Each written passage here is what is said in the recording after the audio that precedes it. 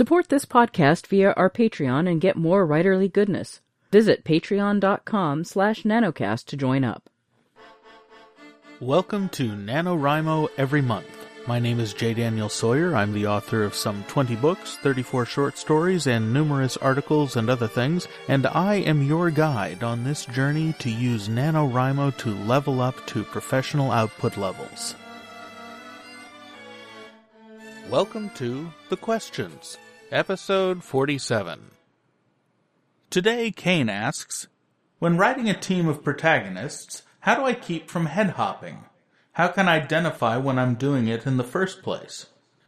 Well, Caine, the first thing to bear in mind is that despite what you read on all sorts of blogs and what you come across in the popular consciousness, head-hopping is not a bad thing. It's just a thing that's hard to do really well. And by really well, I mean do it without confusing your reader as to who knows what and whose eyes they're seeing through at any given time.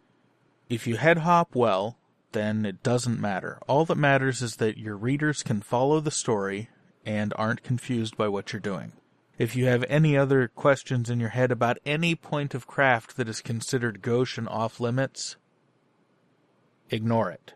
What matters is that the experience is smooth and intelligible and transparent to the reader.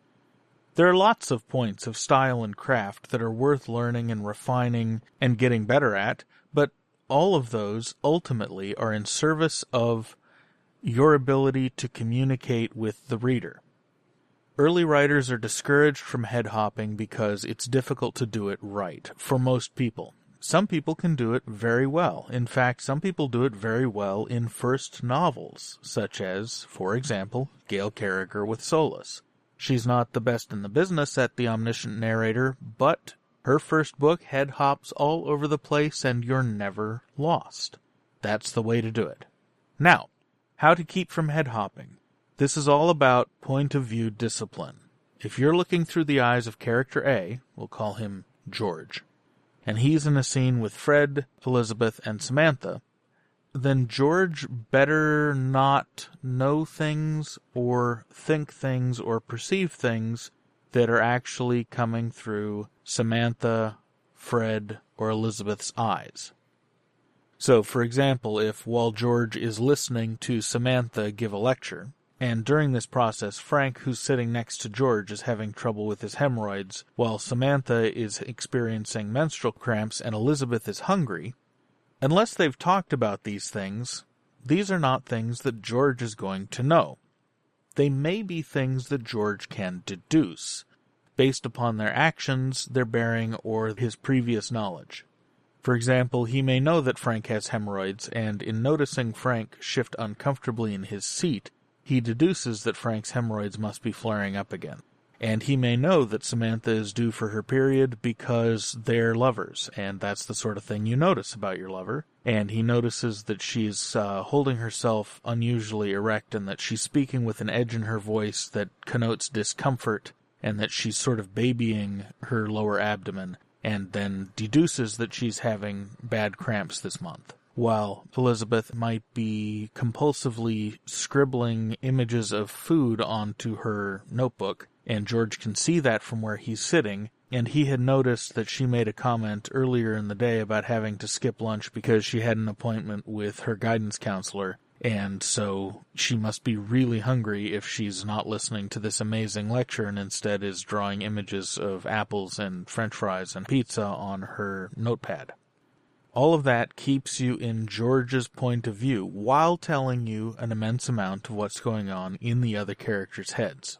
And that's basically the trick, point of view discipline. And you can reveal an immense amount through a disciplined point of view about the other characters that communicates things to your audience that your point of view character doesn't pick up on. For example, your point of view character might not realize that Elizabeth and Frank are sleeping together, but in your narration, he sees all the cues. They're standing closer together than most people do.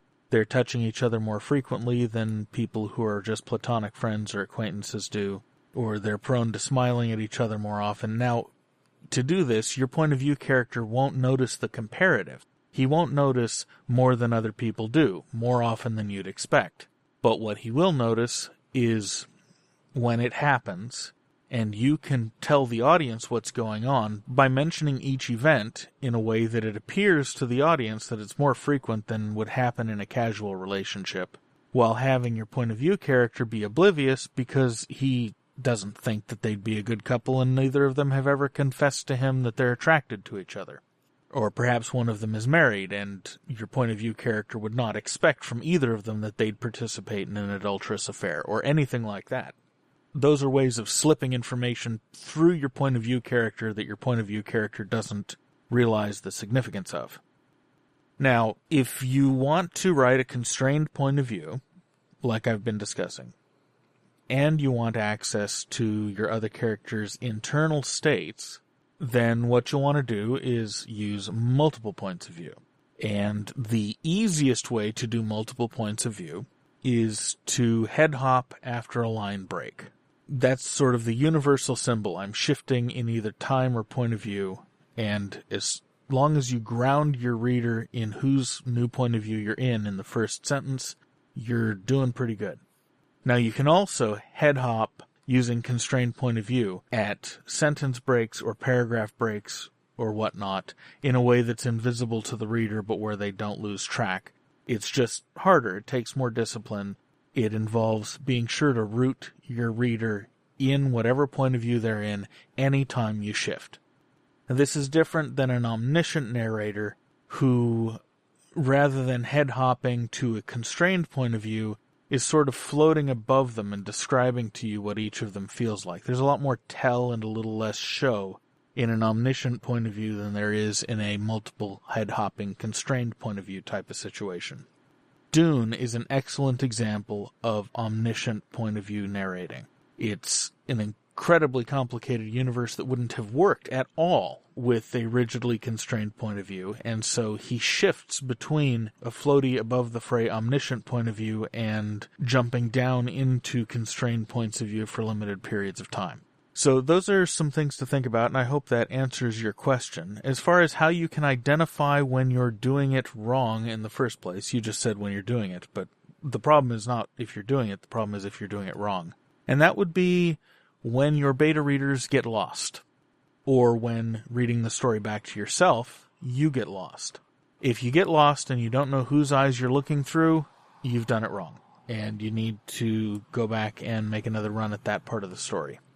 If you don't get lost, you're doing it right, or you're at least getting close enough to do it right for it to be okay. So, that's how you do it. And with that, I'll see you tomorrow. NaNoWriMo Every Month is written and presented by J. Daniel Sawyer and produced by Artistic Whispers Productions. Visit our website at NaNoWriMoEveryMonth.com and leave a tip in the tip jar or join the Patreon to support this podcast. NaNoWriMo Every Month is copyright 2016 by J. Daniel Sawyer and Artistic Whispers Productions and is released under a Creative Commons Non-Commercial Attribution No Derivatives license.